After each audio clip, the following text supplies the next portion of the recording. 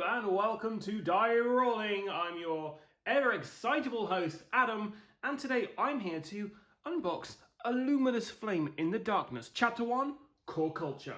What's core culture, you ask? I don't know, but I'll find out when I get into this game. So this was sent to us, this is a review copy, and it looks like it's like a survival game in a post-apocalyptic scenario where you're working together to try to manage through all of this horrible shenanigans going on there. So you got like kids tied up, like looks like tubes are coming out of them. There's these demon guys. There's this chap over there. It's all kicking off. And it very clearly states each player can create core culture together in the game. This is a game that is very big. It plays in 90 to 480 minutes, which is 8 hours, in case you were wondering. It's 14 plus, it's 1 to 4 players.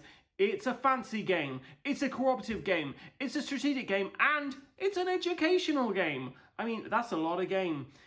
So let's turn this over to the back here. So lots going on here. So I'm going to read you through this stuff here. English is not the first language of the people who've made this game, so some of this may not sound exactly right when I read it out, but here we go. So, all players will be able to realize the importance of preservation, the goodness, interdependence, nature, and spirit of volunteer. In this game, each player may see a picture emerge of interrelationships with multiple factors that are connected, such as causes that lead to multiple degenerations or the existence of individual forces against outer contexts. That's a lot of words. On to the second paragraph. Preservation and recovery of life is more difficult than destruction. Creativity, life, people, and the maintenance are essential for the existence of a core culture. The environment is not for the individual to exploit, but for all lives to enjoy. This game simulates incidents happening in a world of fantasy in which virtue and ethics are crucial to the survival of humanity. Each player will be able to perceive an overall concept of the core culture which they created together in the game. After humanity has destroyed nature and the environment in many areas, some of the areas have been restored and rejuvenated. Nevertheless, many people turn to violence to hurt and destroy each other for fame and wealth, focusing on dominating the land, which causes many problems and adverse living conditions. People have lost trust for each other. No faithfulness exists. They have lived in unsafe places and lead insecure lives. At the same time, that pollution has dominated and deteriorated also spreads widely into several areas. In one remote district, a city that was once full of happiness, many things have begun to change. However, the last thing that still keeps faith and hope and that will not be destroyed so easily, the goodness of people. So, there's a ton of stuff in this. There's this, there's that. All these things. We'll get inside this box. I'm really excited to have a look at this. So, here we go then. So, let's open up this. Okay, so straight away, nothing on the inside of the box there. We've got the rulebook, and this is a weighty tome. Let's take a look inside. So we have something in Taiwanese. I can't read that, but nice to see. Okay, so we've got a preface here, and then we've got the rules, and there looks like there is a ton of stuff in this game. You're talking about, I don't know, lots and lots of rules here, guys. You can see why this is a 90 to 480 minute game. So we've got some, lots of rules. I'm going to have to, and some examples of gameplay, which is good. I am going to have to spend a decent amount of time getting to this. This is not a light to medium game. This is as heavy as it gets. So I'm going to be taking a look at this rulebook. There's some light reading for me. Okay, so that's the rulebook. Next, I assume this is a board. Now, this is a humongous board.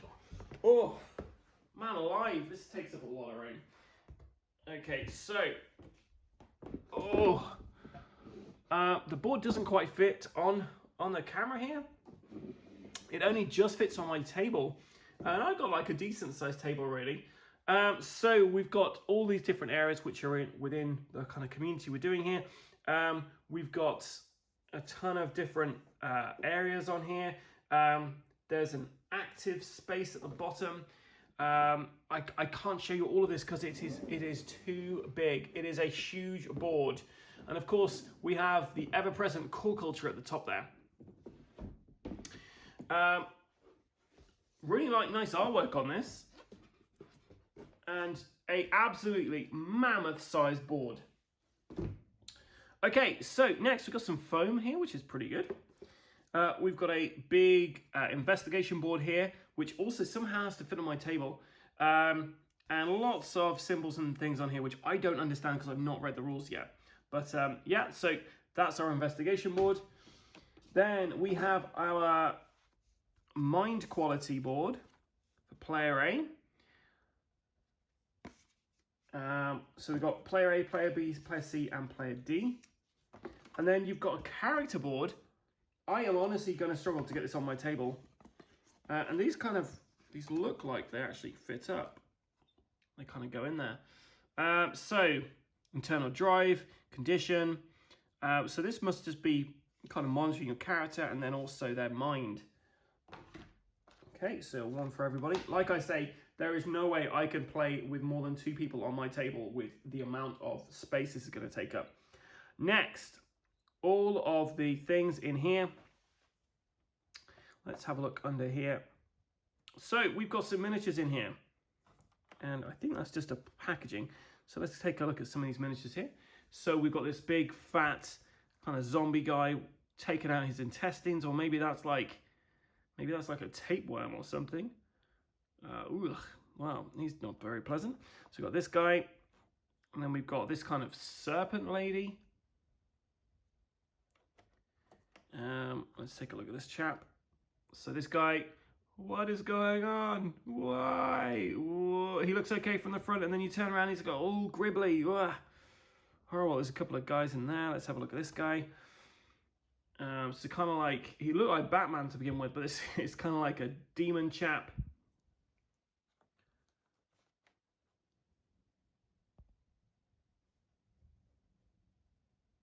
Okay, so like I say, we've got quite a few miniatures in there, and you've got this nice foam packaging to kind of keep it safe. We've got a ton of tokens. I've not seen this many tokens in this format since, I don't know, Valley of the Four Winds, maybe? A game that my dad owned. So lots of tokens in here, meaning different things there, but there's loads there. We have an additional bag of tokens here. Lots going on. One more bag full of tokens. Just in case you wanted some more tokens, they've got you covered, guys. Here's another bag of tokens. Then we got some cards here for directional cards here by the looks of it. Just see if I can get into this. Very easy to open. You get 10 points for that, guys, because honestly, some of these videos I create, it's very hard to get in. So we've got a couple of different, well, they're all the same there. Northeast Southwest, there's one without anything on it. We've got some more cards here. Then nothing happened cards. So maybe these are kind of like events. But there are a bunch of cards there. We've got a token there. That guy looks like the guy from the front, but maybe it's not. Some more tokens. So these look like the guys out of this little, all the miniatures there. We've got a ton of tiles here as well. So I think these are people. So we've got Jimmy there. Zen. Zeno. Bernhoff. Kim. Mr. Kim. Brit. Mong. Helena, and the last one I'll show you, why not? And then there's Ken. So we've got a ton of these kind of character tiles in there. We've got cloth bags in here, which, do they have anything inside them? Let's take a look. Wrapped up with string, no less. Like kind of twiny kind of stuff. And I found some more tokens in here. So Mong, for instance, is in there. Dexter. So these have got all the character names on. So we've got this bag here with tokens in. This also feels like it's got tokens in. Let's see, a nice cloth bag.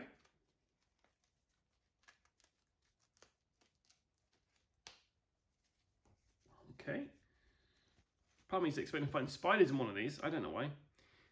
So we've got some locations on here. House, hospital. So this one's full of locations. And the final one, this sounds very dicey.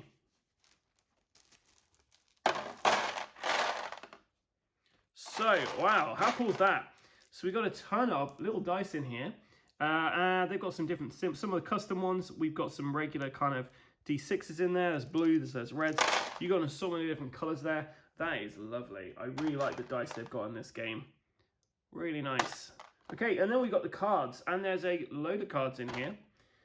We've got 2 full decks here. So let's take a quick look at some of these cards and see if we can figure out what they are and what they do. Of course, until I actually read the like 40-page rulebook, I won't know what a lot of this stuff does.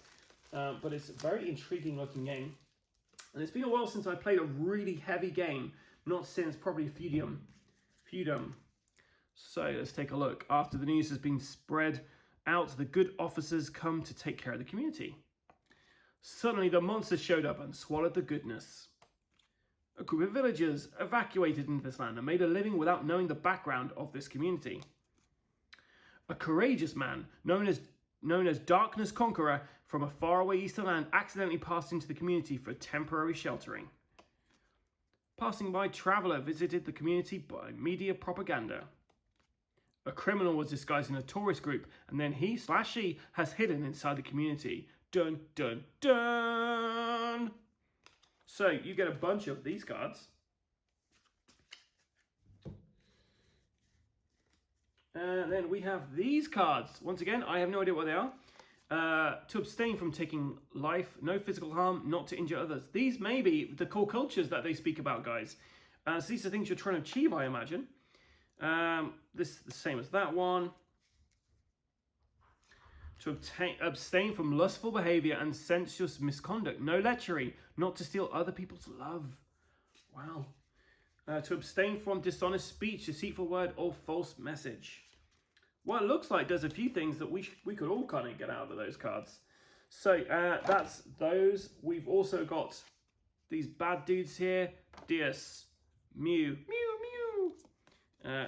Jimmy. Oh, wait, are these? They're double-sided. Oh, my God. This is Jimmy in evil form. Right, I'm going to find Mong. Where's Mong? I want to see what his evil form looks like. Oh, there isn't a Mong. Oh, I'm so disappointed. I was hoping to find Mong. Maybe it's in the other bit. But here's Kimberry. Oh, yeah, not so great there. Okay, so we've got a bunch of good/evil-sided people there. Let's get into the last deck of cards.